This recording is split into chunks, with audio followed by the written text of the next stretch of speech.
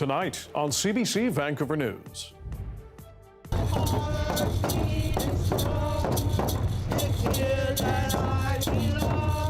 Canadians gather for the National Day for Truth and Reconciliation. If you really want to know how to live in a place, you should ask the people who lived there the longest. 10 years after the report on the lasting impacts of residential schools. We have people from all ages of life, from the youngest of kids to elders in our communities. Plus, from kitchen and bathroom fixtures to furniture and lumber, Donald Trump announces new tariff targets. And there's a lot of big EA titles that are being made here in Canada, so that's one of the big question marks. what could happen to thousands of Canadian workers at Electronic Arts as the massive video game company prepares to go private? This is CBC Vancouver News.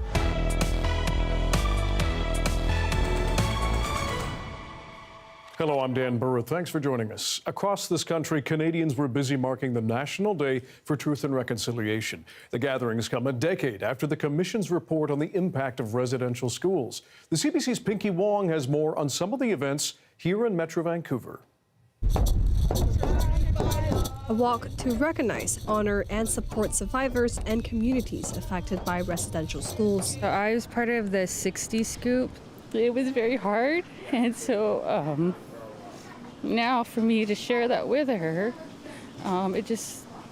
it warms my heart that I can share culture, and she has a sense of who she is as an Indigenous person. Hundreds of people marched through East Vancouver, marking the National Day for Truth and Reconciliation. I think it's important to pay homage to the people that didn't make it through residential schools and who did and are living with the wounds from that. It's just so beautiful, honestly. Where I come from, this wouldn't happen. We're also seeing a lot of people wearing orange today to commemorate and stand in solidarity for Orange Shirt Day. It's a movement to raise awareness for Indigenous children who had their culture taken away from residential schools.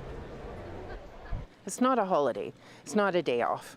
This is a day for education, for coming together as community, giving Indigenous people the space and the respect to hear their stories. Coming together, learning, honoring, and giving younger people a chance to both learn but also have a voice in these issues. Cha says this year's theme is the intergenerational impacts of residential schools and the resilience of youth. The awful things that happened in the recent past are being acknowledged, are recognized as truth, and it's only through truth you can have reconciliation. I'm very honored to be here today and bringing my daughter to commemorate the survivors and the children who never had the chance to come back home. It's important to think back.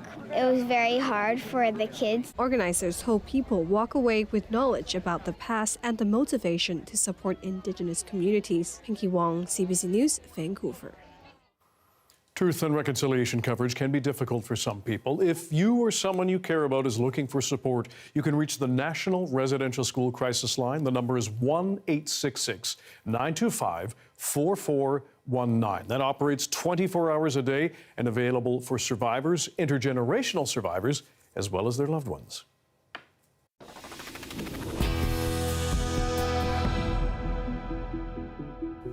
Striking members of the BC General Employees Union say they will hit the streets of downtown Vancouver on Wednesday for what they call a major march and rally. The gathering is part of the union's push for a new contract with the province. The CBC's Mira Baines has more from both sides.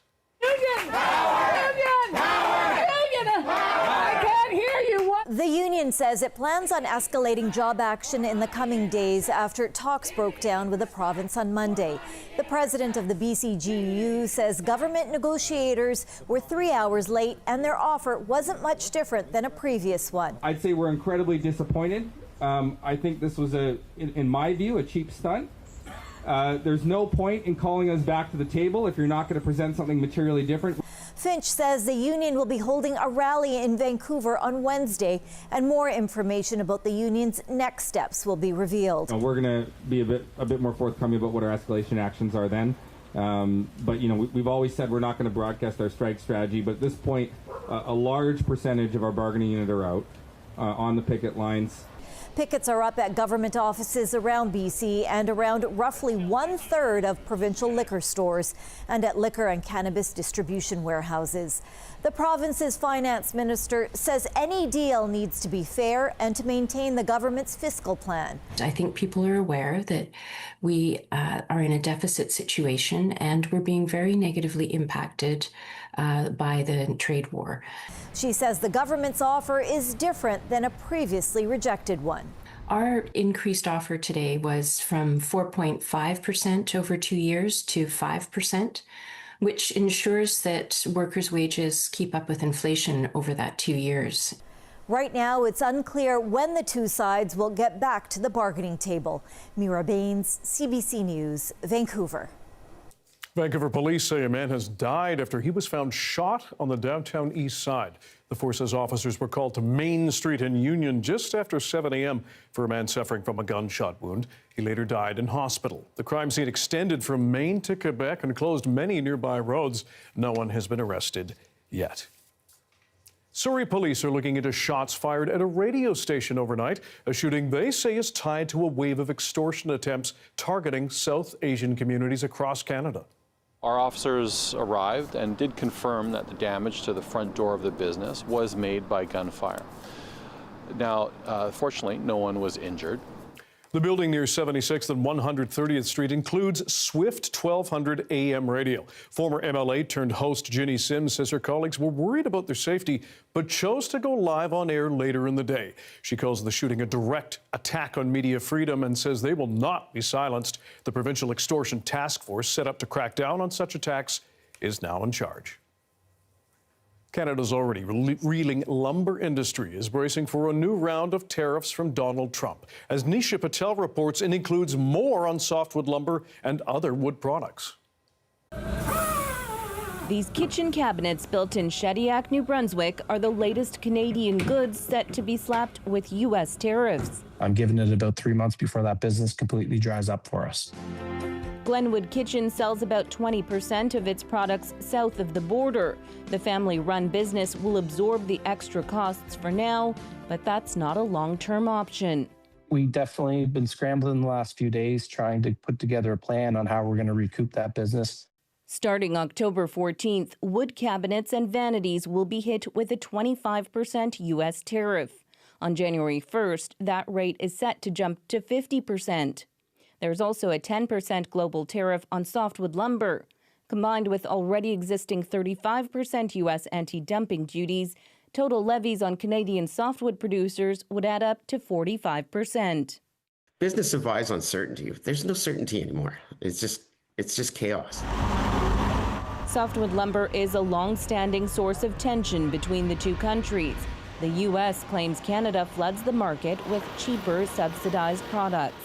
We're hurting already, and yeah, it's going to hurt even faster. The decision on whether to stay open is going to be made faster. The new tariffs are Donald Trump's latest bid to shore up domestic industries. Just as he did with steel, aluminum, and autos, he's using national security as his justification. He said major economies like the EU and Japan that have cut separate trade deals will have lower tariff rates. I think what it tells us is that trade talks between Canada and the United States are clearly stalled. There are no visible signs of progress. A senior Canadian government source told CBC News there will be no exemptions for CUSMA-compliant goods. Formal negotiations to review CUSMA are expected to start early next year. Nisha Patel, CBC News, Toronto. To another business story now. We're learning more about the historic deal that would make video game giant Electronic Arts go private. As Michelle Gassoub reports, that's leading to more uncertainty in Canada's game-making sector. Electronic Arts is a mammoth in the video game industry, known for games like The Sims, NHL, and Sports FC Soccer. Now, the public company will be taken private in a historic $55 billion deal. Big news for Canadian workers now wondering whether the acquisition will impact them. There's a lot of big EA titles that are being made here in Canada, so that's one of the big question marks surrounding this deal. It's like, how will those titles be affected? The company has around 2,500 employees in Vancouver alone, including a flagship team producing their mega-popular sports content. If approved, EA would be acquired by the private equity firm Silver Lake Partners, Saudi Arabia's sovereign wealth fund PIF, and Affinity Partners, a firm run by Donald Trump's son-in-law, Jared Kushner. In an internal email to staff, EA's CEO said, "We are entering a new era of opportunity. Our new partners bring deep experience across sports, gaming, and entertainment. They are committed with conviction to EA." But with acquisition comes uncertainty and the potential for layoffs in an industry that has already seen many. They're taking on $20 billion of debt for this deal. So I think, naturally, when you take on all that debt, you're going to do a lot of cost-cutting measures. So that could result in mass layoffs or studio closures or aggressive monetizations. The company did not respond to a CBC News request for comment. EA is not the only major gamer Saudi's PIF has invested in. They have a stake in Nintendo, Capcom, Take-Two Interactive, which is the parent company of Rockstar, which makes Grand Theft Auto. So they obviously have their foot in a lot of pies already. Showing just how significant the industry has become. If approved, the deal would close in the first quarter of fiscal 2027. Michelle Gassoub, CBC News, Vancouver. An Okanagan school is focusing on knowledge revitalization as part of its work on reconciliation. Their story is next. Stay with us.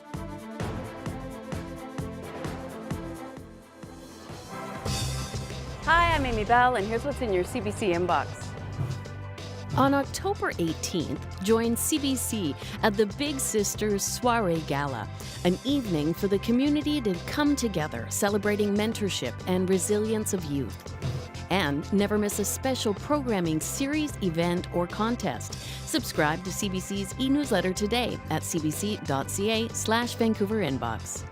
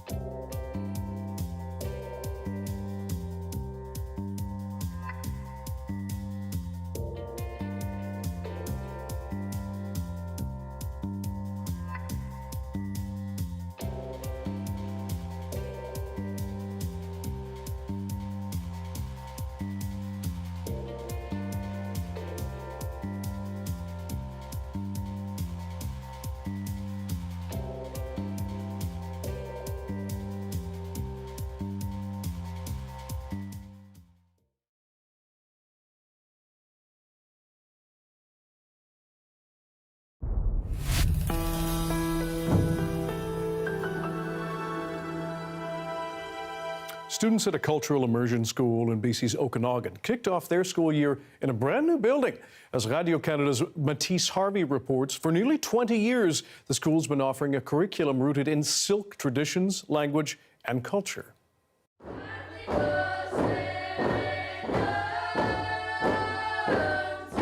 Every week, these students learn traditional drum songs that were once reduced to silence.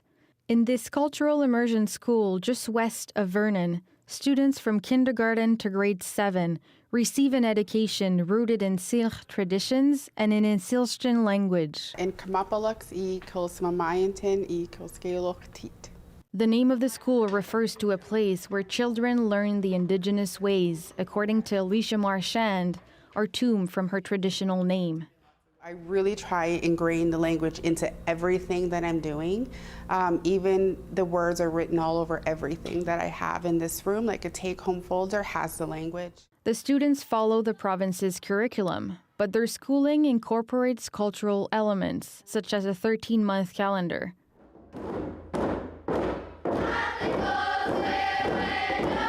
In the classrooms, Indigenous and non-Indigenous students learn alongside each other, an environment that some parents say is valuable in the context of reconciliation. I feel it's the traditional ways of the land, how important the land is, how important the water is, to respect your elders, just things that are really important for a little human to learn. For many parents, the school's strength lies in the revitalization of the Syilxan language. According to Statistics Canada, there were 695 speakers in the province in 2021. But as a result of colonization, many didn't get the opportunity to learn it while growing up. I do.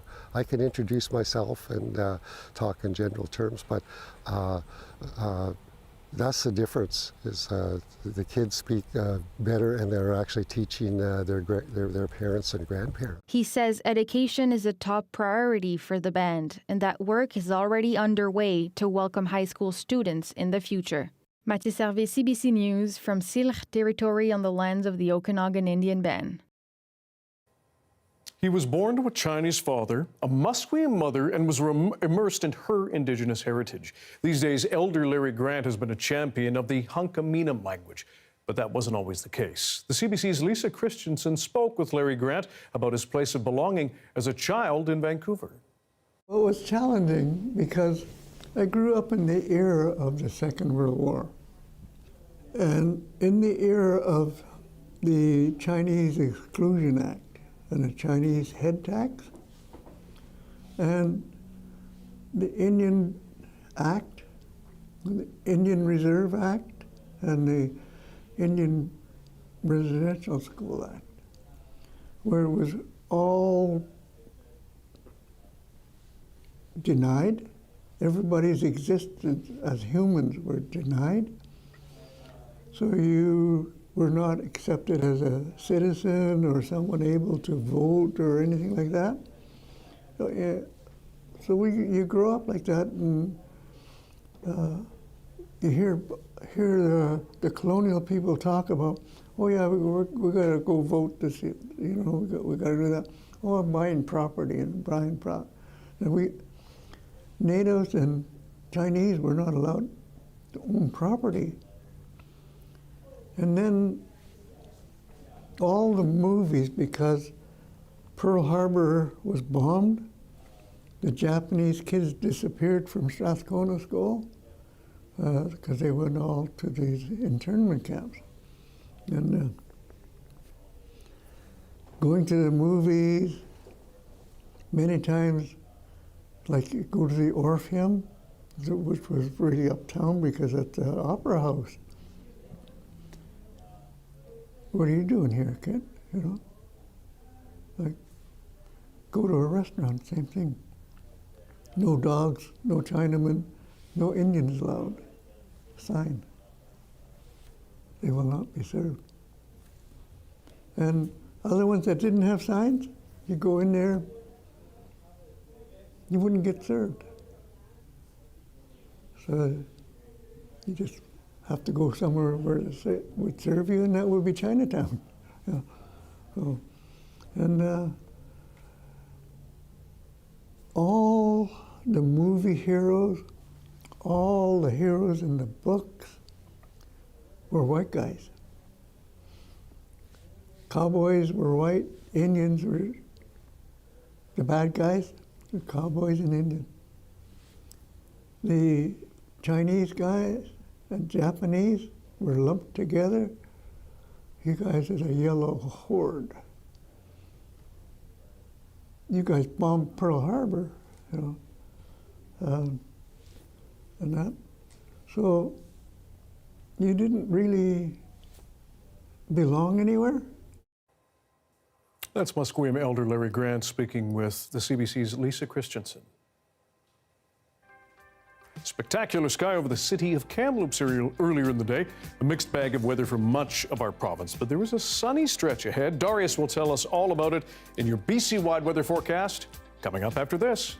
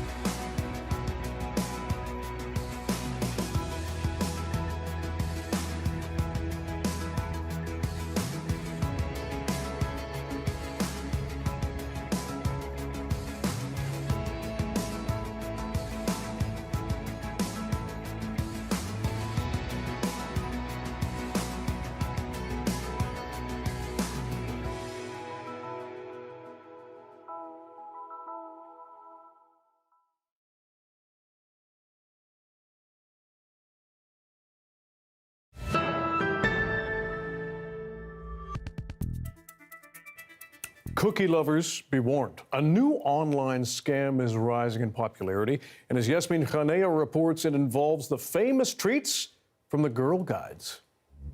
Online scammers are using Girl Guide cookies to make money.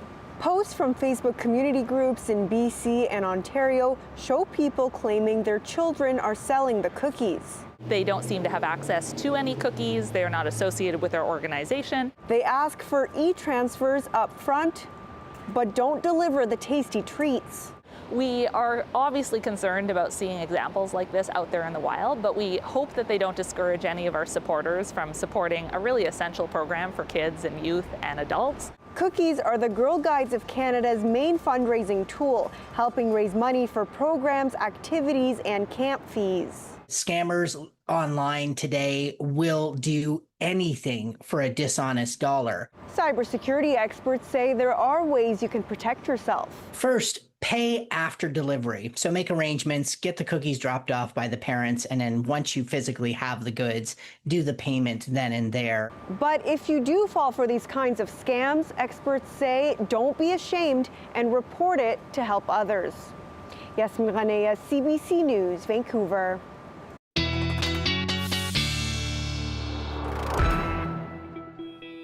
Our science and climate specialist Darius Madava here with the BC-wide weather forecast. Still damp.